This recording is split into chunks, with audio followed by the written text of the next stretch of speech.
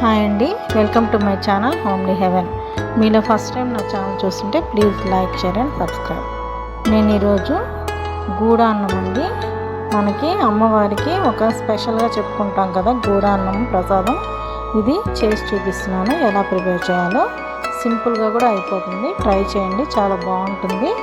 దీనికి ముందుగా మనము అన్నము ఉడకబెట్టి పెట్టుకోవాలి, కొద్దిగా మెత్తగా ఉడకబెట్టి పెట్టుకోవాలి.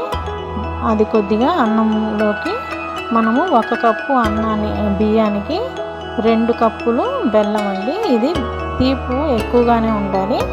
అది బాగా కరగపెట్టుకొని వడగట్టి పెట్టుకోవాలి. అది బాగా వడగట్టి పెట్టుకున్న సిరప్ని నేను ఒక 2 గరిటెలు వేసానండి. నాకు సరిపోతుంది నేను తీసుకున్న దానికి, అందుకోసమని 2 గరిటెలు వేసాను. ఆ బెల్లంలో కొద్దిసేపు బాగా ఉడకనివ్వాలి. బాగా సిమ్లో పెట్టి బాగా ఇట్లా తిప్పుకుంటూ ఉండాలండి, అడుగంటకుండా బాగా తిప్పుకుంటూ ఉన్నప్పుడు ఆ బెల్లంలో కొద్దిసేపు ఉడికిన తర్వాత అప్పుడు మనము మధ్య మధ్యలో కొద్దిగా నెయ్యి వేసి తిప్పుకుంటూ ఉండాలండి, అడుగంటకూడదు. ఇలాగా నెయ్యిలో ఉడికితే ఈ ప్రసాదం చాలా బాగా టేస్ట్ అనిపిస్తుంది. కొద్దిగా నెయ్యి వేసినప్పుడు ఆ నెయ్యి అంతా మళ్ళీ పైకి వస్తుంది కదండి, అప్పుడు మళ్ళీ ఇంకొద్దిగా నెయ్యి వేయాలి. నాకైతే 1 కప్పు బియ్యానికి ఒక 1/2 కప్పు నెయ్యి వరకు పట్టింది.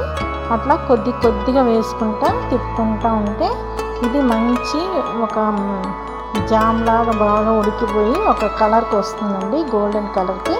అలాగా మనము నెయ్యి వేసుకుంటా తిప్పి ఉడకబెట్టిన తర్వాత నెయ్యి అంతా పైకి తేలినప్పుడు ఇట్లాగా డ్రై ఫ్రూట్స్ కూడా వేపి పెట్టుకున్నానండి, అది కూడా వేసేయాలి. వేసేసి ఇంకా కొద్దిసేపు అట్లాగా ఉడకనిచ్చేసి నెయ్యి అంతా పైకి తేలేంత వరకు ఉడకాలండి.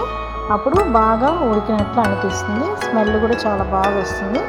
అప్పుడు మనము లాస్ట్లో కొద్దిగా ఇలాచీ పౌడరు, లాస్ట్లో కొద్దిగా నేను పచ్చకర్పూరం కూడా వేసానండి. దీనికి పచ్చకర్పూరం అయితే చాలా టేస్ట్ అనిపిస్తుంది, స్మెల్ కూడా బాగుంటుంది. కొద్దిగా వేయాలండి ఆఫ్ చేసిన తర్వాత, లేకపోతే చేదు వచ్చేస్తుంది. అలాగా వేసేసిన తర్వాత ఇదైతే చాలా బాగుంటుందండి.